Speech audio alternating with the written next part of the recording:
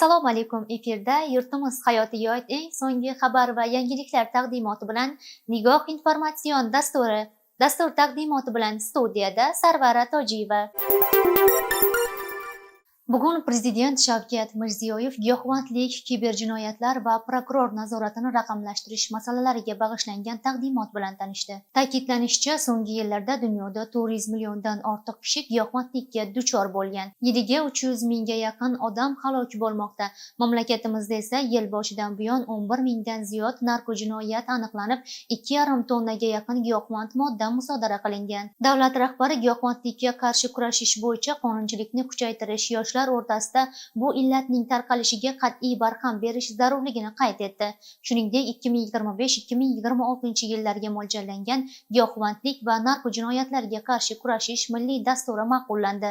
Yig'ilishda kiberjinoyatlar soni so'nggi 5 yilda 68 barobarga oshgani, bu yil 46 mingdan ortiq holat qayd etilgani ma'lum qilindi. Prezident kiberxavfsizlikni kuchaytirish, shaxsiy ma'lumotlarni himoyalash, bank tizimida firibgarliklarning oldini olish va kiberxavfsizlik markazi salohiyatini oshirish bo'yicha topshiriqlar berdi. Shuningdek, prokuror nazoratini raqamlashtirish, tergov jarayonlarini to'liq elektron shaklga o'tkazish hamda sun'iy intellekt texnologiyalarini joriy etish vazifalari belgilandi. Bu orqali qonuniylikni ta'minlash, tergov samaradorligini oshirish va inson omilini kamaytirish maqsad qilindi.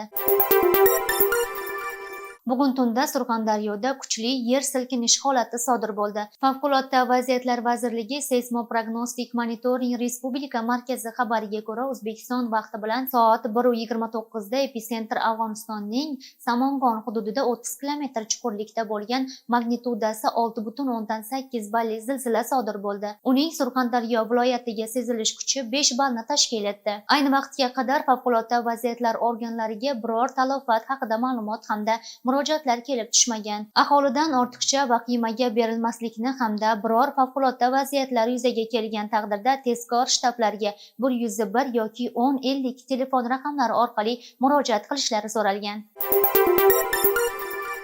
Prezidentimiz tashabbuslari bilan Surxondaryo viloyati aholisini toza ichimlik suv bilan ta'minlovchi mega loyiha To'palang suv omboridan suv tortish loyihasi amalga oshirilmoqda. Bugun Surxondaryo viloyati hokimi Ulug'bek Qosimov Termiz shahri Tinchlik mahallasida joylashgan Shimoliy darvoza suv ishlab chiqarish inshootida O'z suv ta'minot aksiyadorlik jamiyati raisi Ahmad Suvanqulov bilan loyiha doirasida amalga oshirilayotgan ishlar taqdimoti bilan tanishdi.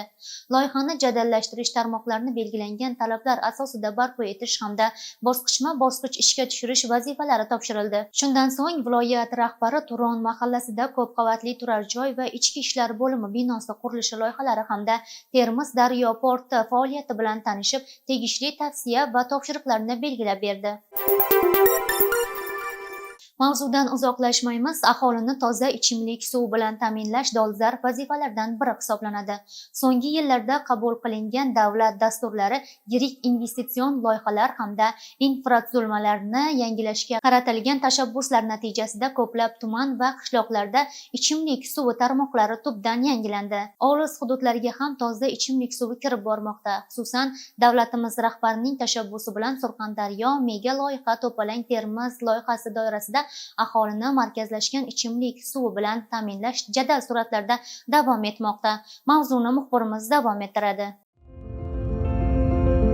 Surxondaryo viloyatida 2017-yilda markazlashgan ichimlik suv bilan ta'minlanganlik darajasi 47,1% ni tashkil etgan bo'lsa, mazkur ko'rsatkich 2025-yilga kelib 67% ga yetdi. Hozirgi kunda To'palang Termiz mega loyihasi doirasida umumiy uzunligi 246 km bo'lgan ichimlik suv tarmoqlari tortilib, 8 ta suv saqlash hovuzi qurilishi to'liq yakunlandi. Loyihaning birinchi bosqichi doirasida amalga oshirilgan ishlar natijasida Sariosiyo, Denov, Sho'rchi va Qumqo'rg'on tumanlaridagi 35 ta mahalla yashovchi 134,9 ming nafar aholining ichimlik suvi ta'minoti yaxshilandi. Loyihaning ikkinchi bosqichi doirasida Oltinsoy tumanidagi 16 ta hamda Bandixon tumanidagi 17 ta mahallada jami 86,4 ming nafar aholi toza ichimlik suviga ega bo'ldi. Bundan tashqari, To'palang asosiy magistral tarmog'idan 200 metr qo'shimcha quvur tortilib, Xo'jaybok magistral tarmog'iga ulandi. Bu orqali Bandixon, Qiziriq, Sherobod, Angor va Muzrabot tumanlaridagi 69 ta mahallaning 193 ming nafar aholisi uchun ichimlik suv ta'minoti sezilarli darajada yaxshilandi. Bugungi kunda xalqimizning hayot farovonligi juda ham oshib bormoqda. Muhtaram prezidentimizning tinimsiz sa'y-harakatlari bilan jamiyatda xalq farovonligi yo'lida ko'plab loyihalar amalga oshirilmoqda. Ana shunday katta loyihalardan biri bu To'palang Termiz loyihasining amalga oshirilishi. Xalqimiz bundan juda ham xursand, chunki toza ichimlik suvi bu birinchi navbatda o'sha sog'lom turmush tarzi faoliyatini yaxshilaydi va shu bilan birgalikda xalqimizning farovon hayotidagi o'sha ko'p jihatlarga albatta amaliy natijasini ko'rsatadi. Hech kim o'ylamaydi, o'sha Termizda ham, Termiz shahrida ham bugungi kunda bu loyihaga qo'l urilgan va albatta toza ichimlik suvi aynan Termiz shahri aholisi uchun ham kirib kelmoqda. Va o'ylaymanki, bugun bizni viloyatimizda mana shu loyihaning amalga oshirilishi ko'p jihatdan xalqimizning farovonligi va sihat salomatligi uchun albatta o'z ifodasini topadi.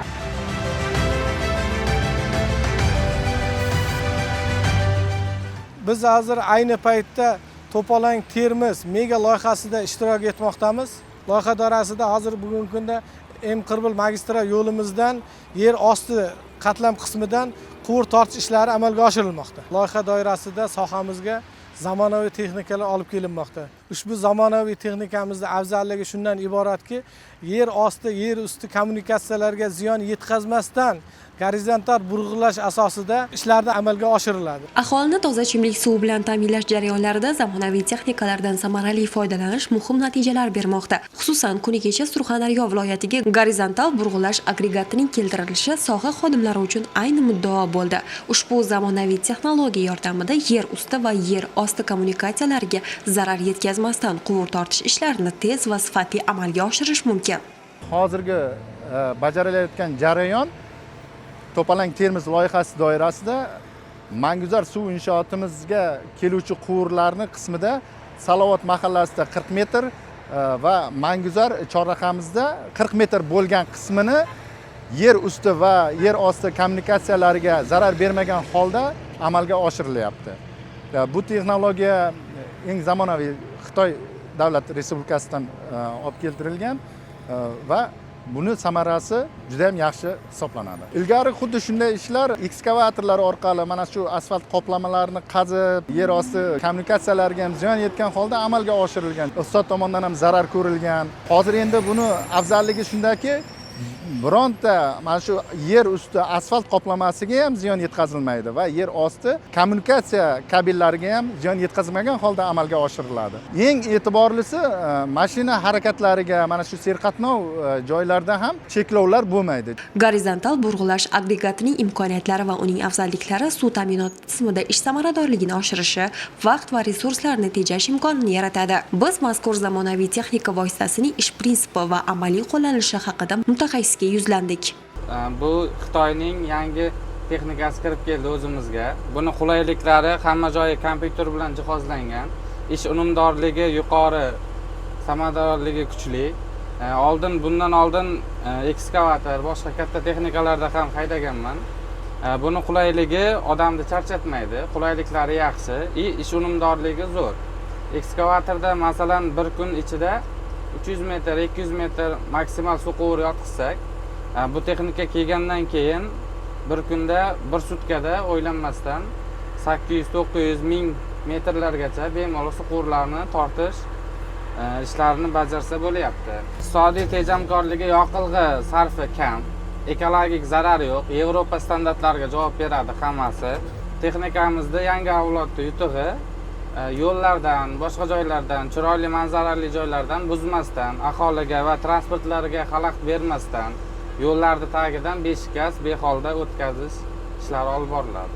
Mamlakatimizda aholini toza ichimlik suv bilan ta'minlash yo'nalishida yangi qurilayotgan tarmoqlar, zamonaviy uskunalar va samarali boshqaruv tizimi orqali sohadagi ish sifat jihatidan yangi bosqichga ko'tarildi. Bu kabi sa'y-harakatlar aholining munosib hayot kechirishi, sog'lom muhit yaratilishi va kelajak avlodlar uchun barqaror suv ta'minoti tizimini shakllantirishga xizmat qilmoqda.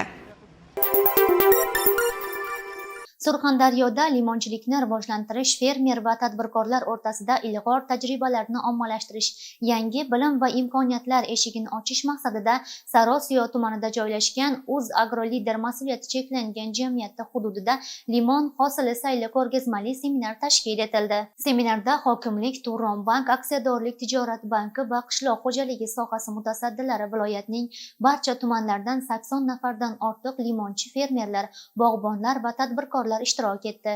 Tadbir davomida ishtirokchilarga limonchilikni rivojlantirishga oid davlat dasturi, sohaga ilmiy va innovatsion yondashuvlar, xalqaro tajribalar, shuningdek, imtiyozli kreditlar va moliyaviy qo'llab-quvvatlash mexanizmlari haqida atroflicha ma'lumotlar berildi. Shuningdek, limon ko'chatlarini parvarishlash, hosildorlikni oshirish va mahsulotni qayta ishlash, qadoqlash hamda eksport qilish yo'nalishida amalga oshirilayotgan ishlar va yangi loyihalar taqdim etildi. Tadbir ishtirokchilari soha rivoji bo'yicha o'zaro tajriba va g'oyalar almashdi. Limonchilikdagi ilg'or usullarni amaliyotda ko'rish imkoniyatiga ega bo'ldi. Bugundan boshlab respublika bo'ylab ob-havoning keskin o'zgarishi kutilmoqda. O'zbekistonning barcha hududlari bo'ylab sovuq va nisbatan nam havo massalari kirib keladi. 3-noyabrdan 5-noyabrgacha ba'zi joylarda yomg'ir yog'adi. Tog'oldi va tog'li hududlarda qorga aylanadi. 4-noyabr ba'zi joylarda kuchli yog'ingarchilik bo'lishi kutilmoqda. 4 va 5-noyabr kunlari harorat kechasi 0-3 daraja sovuqgacha, shimolda -5 daraja sovuqgacha, kunduzi +5-+10 daraja iliqgacha asta-sekin pasayadi. 6-noyabrdan boshlab hafta oxirigacha O'zbekiston bo'ylab yog'ingarchiliksiz ob-havo saqlanib qoladi. Ba'zi hududlarda kechasi va ertalab tuman tutishi mumkin. Havo harorat 3-5 daraja iliqgacha, kunduzi 13-16 daraja iliqgacha ko'tariladi. Sizlarga yetkazmoqchi bo'lgan xabar va yangiliklarimiz shulardan iborat edi. Xayr, salomat bo'ling.